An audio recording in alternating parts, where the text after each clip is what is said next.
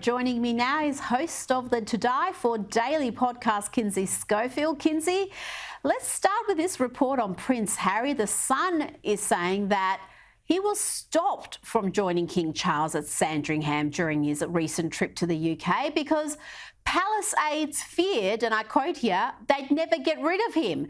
Harry was allegedly told to find a hotel room instead. I mean, is that a shock? Because let's be honest here, he does seem to have put his foot in it again by going and giving interviews about his meeting with his dad. Something I'm sure the palace would prefer to keep private. I mean, it depends on if you really believe this story. I'm not sure I do, because he showed up at the NFL Honors Award show in Las Vegas pretty quickly after that meeting with his father. An award show he could have canceled, knowing that his dad had cancer and that was breaking news internationally. He opted to still head in that direction.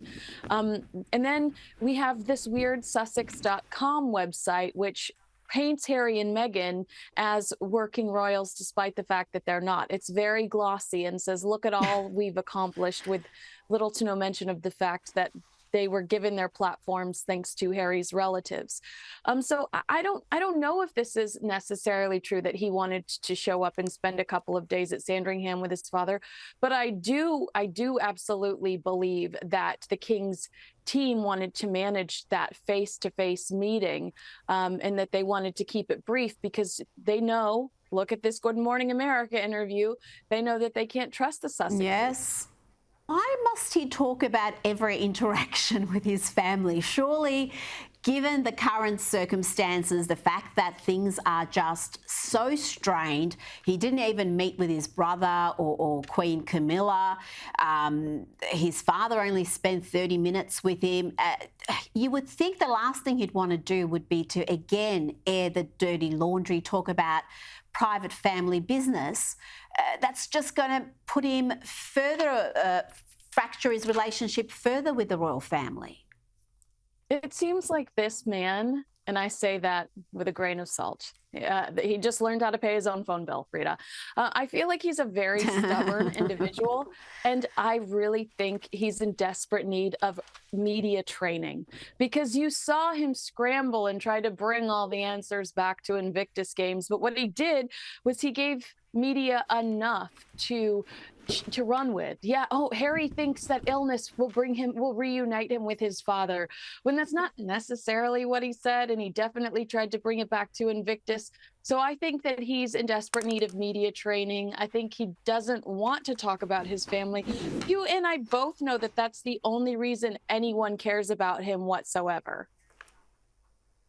Well, absolutely. If they're inviting him on a program, it's to talk about that. They're not inviting him to talk about, whatever he's doing with Meghan and the kids in California. There's no interest in that.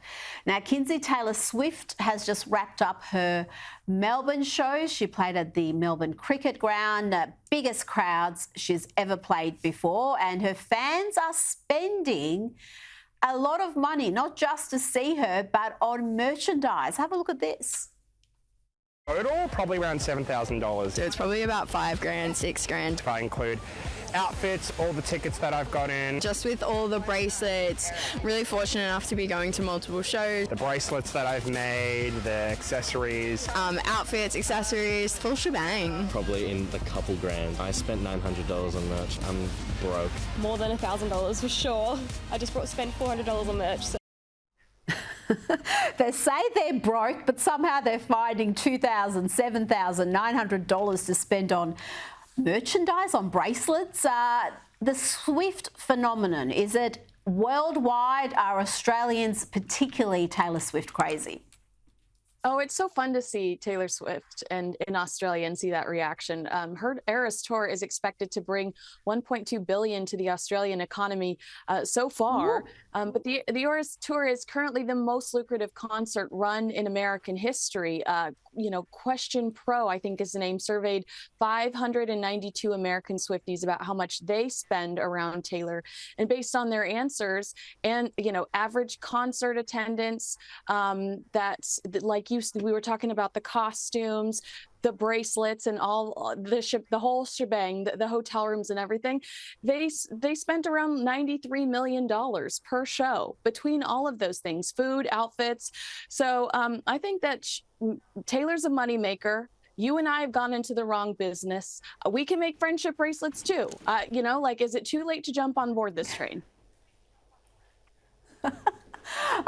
That's the thing. The bracelets are just hideous, but apparently people are spending a lot of money on these things. But you know what? If that makes them happy, good on them. Now, this story has been burning along for a few weeks now. Red Bull's team's principal, Christian Horner, is also the husband of former Spice Girl Jerry Halliwell. Well, he's facing further turmoil. There's more coming to light about these allegations of inappropriate behaviour lodged against him by a colleague. Red Bull are investigating. What's the latest on this, Kinsey?